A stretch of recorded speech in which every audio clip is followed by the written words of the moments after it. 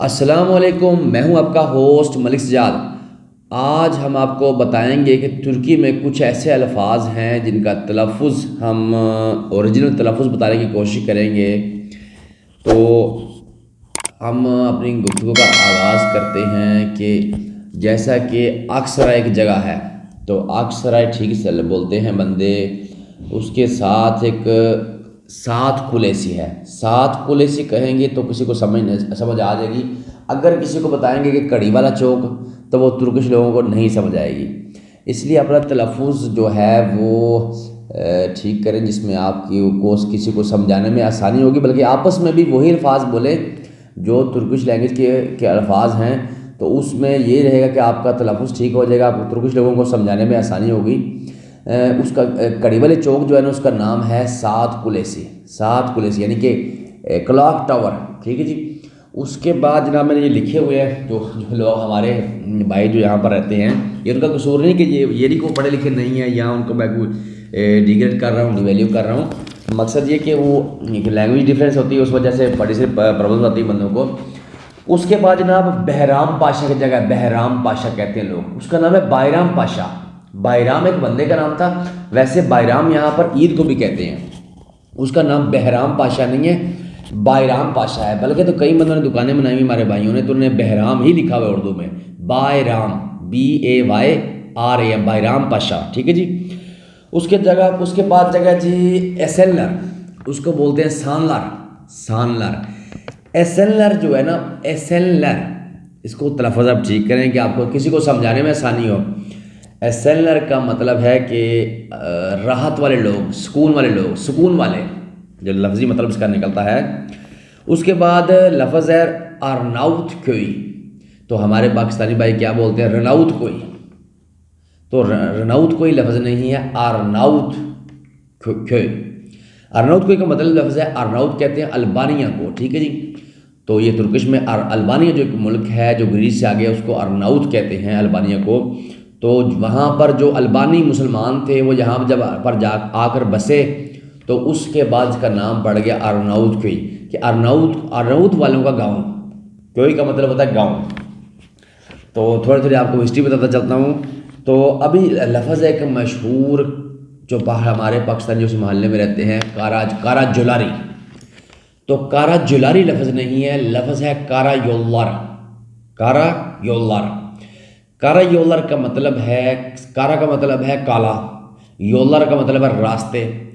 कारा योल्लर, जैसे हमारे पाकिस्तान में एक इदारा है हाईवे, तो हाईवे डिपार्टमेंट या जो रोड बनाते हैं, तो उसको कहते हैं कारा योल्लर। एक महकमे का नाम है जो काले रोड बनाते हैं, जितने जिनके ऊपर काला यानी कि जीटी रोड जो बने हुए ना सारे, वो उसको कहते हैं कारा योल्लर। ठीक है। कारा जुलारी, कारा जुलारी लफ्ज़ नहीं है। उसके बाद एसेन यूर्थ। एसेन यूर्थ का मतलब है कि एसेन का मतलब है राहत, सुकून, और यूर्थ जो है उसका मतलब है घोंसला, घोंसला, आशियाना, यानी कि सुकून से रहने वालों का आशियाना, इसका मतलब बनता है। सांयोर्थ या सैयोर्थ, सैयोर्थ ऐसा लफ्ज़ इस्तेमाल करेंगे तुर्किश लोगों को नहीं समझ आएगी। किसी टैक्सी वालों को समझाने में आपको मुश्किल पेश आएगी। तो लफ्ज़ है एसेन यूर्थ, यानी कि सुकून से रहने वालों का आशियाना। उसके बाद जनाब आ जाता है सुल्तान चिपली। सुल्तान चिपली लफ्ज़ नहीं है, सुल्तान चिफली। सुल्तान चिफली यानी सुल्तान का मतलब सुल्तान ही है। तो एक सुल्तान था उनका, वहाँ पर चिफली थी। चिफली कहते हैं कि फार्म हाउस को, बाग वगैरह को। तो उनका फार्म हाउस था, सुल्तान का जो शहर से बाहर फार्म हाउस था, तो उस वजह से नाम पड़ गया सुल्तान की चिफली, और आहिस्ता आहिस्ता इसका नाम हो गया सुल्तान चिफली। तो बल्कि अभी इसका नाम, जो दो छोटे ज़िले थे, सुल्तान चिफली और गाज़ी महल्ले, इनको मिलाकर उन्होंने एक ही बल्दिया बना दी हुई काफ़ी अर्से से, उसका नाम है सुल्तान गाज़ी। उसके बाद उसके बाद जनाब कुम कापी। कुम कापी में एक स्पेशल हमारे भाइयों ने मुक्का चौक बनाया हुआ है। तो मुक्का चौक वाली कोई जगह नहीं है, वैसे ही उन्होंने जो है ना एक लगाया हुआ था, जो सिक्का डाल के तो बॉक्स मारते थे, पंच मारते थे, तो उसको जो है ना चौक में रखा हुआ था। तो हमारे भाइयों ने नाम डाल दिया मुक्का चौक। मुक्का चौक नाम की कोई जगह नहीं कुम कापी में। उसके बाद आता है येनी कापी। येनी कापी हमारे सारे तलफ़ुज़ ठीक बोलते हैं, लेकिन येनी कापी की तारीख़ में जो है वो येनी कापी का नाम येनी कापी के ऊपर यहाँ मैं बताने की कोशिश करूँगा। उसके बाद अयूब सुल्तान आता है। यहाँ असल तो लफ्ज़ है हज़रत अयूब अंसारी रज़ी अल्लाह तआला अन्हु। तो इन्होंने जो वाहिद एक जगह है तुर्की में जिसको सुल्तान का नाम दिया और वो है हज़रत अयूब रज़ी अल्लाह तआला अन्हु को नाम को अयूब सुल्तान। तो ये एक तो बड़ी स्टोरी है। 1923 में जब इनकी लैंग्वेज चेंज की इंग्लिश अरबी रस्म हद से या फ़ारसी रस्म हद से इनको चेंज करके इंग्लिश में किया गया। तो काफ़ी सारे अल्फाज जानबूझकर जो है वो पे कर दिए, टे कर दिए, टे कर दिए ऐसे करके। तो इसका नाम है अयूब सुल्तान, अयूब सुल्तान। तो आप बोलेंगे अयूब अंसारी तो टैक्सी वालों को नहीं समझ आएगी या किसी को समझ नहीं आएगी, तो आपको उसको समझाने में दिक्कत पेश आएगी। उसके बाद आता है बाकर कोई। बाकर का मतलब है तांबा, तांबा, और कोई का मतलब है गाँव, तांबे वाला गाँव, ठीक है जी, बाकर कोई। उसके बाद आता है आवजिलर। आवजिलर ठीक ही बोलते हैं हमारे पाकिस्तानी। आवजिलर, आवजिलर का मतलब है कि शिकार वाले, यानी कि जैसे पाकिस्तान में एक जगह है शिकारपुर, इसका मतलब बनता है शिकारपुर। आवजिलर मतलब तलफ़्फ़ुज़ आपको समझा रहा हूँ कि कम से कम आपको ये याद रखने में आसानी रहे।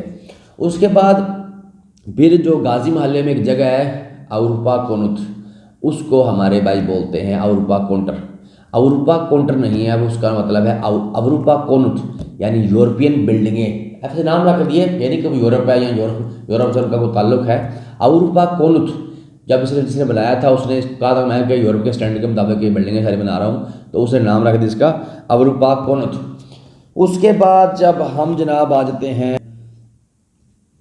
रंधवा। रंधवा लफ्ज़ नहीं है, रांदेवू, रांदेवू, उसमें आप रंधवा कहेंगे किसी को कोई समझ नहीं क्या कह रहा है बंदा, लफ्ज़ है रांदेवू। उसके बाद जनाब एक शहर का नाम लेते हैं अदना। अदना जनाब कोई समझ नहीं आएगी, आदाना, ADANA, अदाना, अदाना। उसके बाद हवा लिमानी बोलते हैं, हवा लिमान, एयरपोर्ट को कहते हैं हवा लिमान, हवा लिमान। अच्छा जी, उसके बाद कहते हैं तरना। तरना भी कोई जगह नहीं जनाब तुर्की में, लफ्ज़ है एदरना, एदरने, ठीक है जी। उसके बाद मिर्ची। मिर्ची भी कोई जगह नाम नहीं जनाब, मेरिच है, मेरिच, MER, उसके बाद तुर्की वाले चे डालते हैं मेरिच। उसके बाद एक लफ्ज़ बोलते हैं, एक शहर का नाम है आगरी। तो आगरी भी कोई शहर नहीं है, और जी के ऊपर ऐसे डालेंगे, जब ज़बर डालेंगे ना तो वो गैन की शक्ल इख्तियार कर जाएगा, उसको बोलेंगे और। उसके बाद दोगो ब्याज बोलते हैं, दोगो ब्याज नहीं है, दो बैज, दो का मतलब है मशरिक, बैज का मतलब है तो दो यानी दो कहते हैं मशरिक को, दो बैज। तो ऐसे जनाब हम येनी कापी की आपको स्टोरी बनाने की कोशिश करें। येनी कापी का नाम येनी कापी क्यों बना? येनी का मतलब है नया और कापी का मतलब दरवाज़ा। तो जब एक तुर्की का सुल्तान था तो वो किसी बाहर गया हुआ था, तो जगह पे बैठे हुए तो उन्होंने बादशाह जो है लिबास बेस बदल कर लोगों में बैठा करते थे। तो जो है बादशाह जो बैठे हुए तो उन्होंने कहा कि ये वज़ीर ने कहा कि ये बंदा बड़ा समझदार है, तो आप इसे कुछ सवाल करें तो आपको जवाब अच्छे तरीके से देगा। तो उन्होंने पूछा कि आज बताओ कि मैं इस्तांबुल जा रहा हूँ तो कौन से शहर में दाखिल होऊंगा। उससे पहले पूछा, बादशाह ने पूछा मैं कौन हूँ, तो उन्होंने कहा कि आप बादशाह हैं। फिर उन्होंने पूछा कि मैं इस्तांबुल आज कौन से दरवाजे से दाखिल होऊंगा, तो उन्होंने कहा बादशाह सलामत मैं आपको एक चिट लिख देता हूँ, तो ये आप बादशाह सलामत के साथ सारे बंदे होते थे, ये आपके साथ जो है ना आपके जो मौलवी साहब हैं उस वक्त के जो काजी थे वो साथ थे। उन्होंने कहा मैं इनको ये पर्ची देता हूँ अमानत के तौर पर, आपने खोलनी नहीं है। तो जब आप इस्तांबुल में दाखिल होंगे तो आप इस पर्ची को खोलेंगे तो जो मैंने लिखा होगा आप उसी दरवाजे से एंटर होंगे। तो बादशाह थे वक़्त के, उन्होंने कहा कि मैं इसकी बात को झूठा साबित करूँगा। तो वो इस्तांबुल आए, इस्तांबुल आके इस्तांबुल के बाहर ही उन्होंने पड़ाव लगा दिया और उन्होंने कहा कि इस्तांबुल किले की दीवार का एक नया दरवाज़ा बनाओ जो समुद्र की तरफ से आता था। तो उन्होंने नया दरवाज़ा बनाना शुरू कर दिया, रात लगा दिन लगा, रात दिन में उन्होंने नया दरवाज़ा बना दिया। तो नए को कहते हैं येनी, ठीक है जी। तो नया दरवाज़ा बना के इस्तांबुल किले का, तो उसमें जब दाखिल हुए तो महल में पहुंचने का पर्ची खोला तो उस पर लिखा हुआ था येनी कप, यानी कि वो बंदा इतना समझदार था कि ये बादशाह या किसी दरवाजे से दाखिल नहीं होगा, ये नया दरवाज़ा खुदवाएगा और नए दरवाजे दाखिल होगा। तो यानी का मतलब होता है नया, कापी का मतलब दरवाज़ा, यानी कापी। तो ऐसे भी समझदार दुनिया में लोग हैं जो बंदे को बताते हैं, अपने अकल से बताते हैं, कोई गायब का इल्म नहीं उनके पास। तो इस वजह से उस दरवाजे का नाम यानी कापी पड़ गया। तो नाजरीन, हमारे चैनल, अगर आपने यहाँ तक हमारी वीडियो देखी, हमारे चैनल को सब्सक्राइब करें, लाइक करें, शेयर करें और दुआ में याद रखिए और कमेंट्स ज़रूर लिखा करें। अगर आपको हमारी वीडियो पसंद है तो मज़ीद हम कोशिश करेंगे कि तुर्की का तलफ़्फ़ुज़ हमारे भाइयों का ठीक करें। कि हमारा कतई मतलब नहीं है कि किसी को ये बताएं कि हम ज़्यादा समझते हैं, जानते हैं। ज़रा ये समझाने की बातें होती इसलिए कि बंदा जो है अपना तलफ़्फ़ुज़ या अपनी जो उसकी बात है वो किसी तुर्किश के सामने या किसी भी यहाँ के बंदे के सामने अच्छे तरीके से बयान कर सके। जैसे आप एक स्पेशली जो है ना अपने घर का एड्रेस ज़रूर याद रखा करें। जैसे कि हमारे ऑफिस का एड्रेस है इस्कंदर पाशा मोहल्ले से येशिल तेkke Küylü Sokak No 24 दायरे 1 फाती इस्तांबुल तुर्की। ठीक है जी, अपनी दुआ में याद रखिएगा जी। अल्लाह हाफिज़।